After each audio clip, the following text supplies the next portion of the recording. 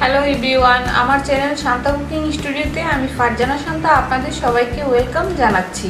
আজকে আমি আপনাদেরকে দেখাবো কিভাবে অল্প সময়ের মধ্যে বাসায় চালের গুঁড়া তৈরি করতে হয়, কারণ চালের গুঁড়াটা বিভিন্ন পিঠা তৈরির কাজে লাগে।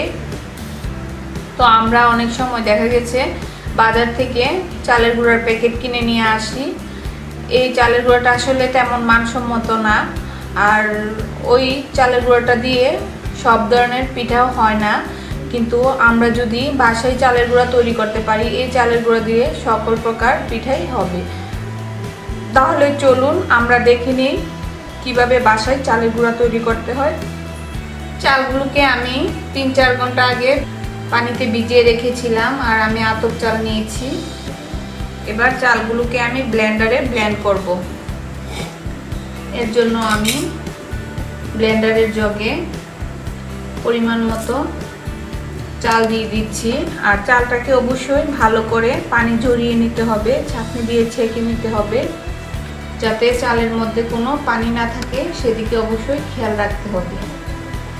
এখন আমি চালগুলোকে ব্লেন্ডারে ব্লেন্ড করে নিব।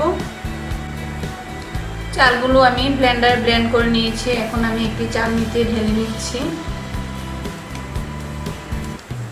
এবার আমি চালনির সাহায্যে ভালো করে চেলে নিব।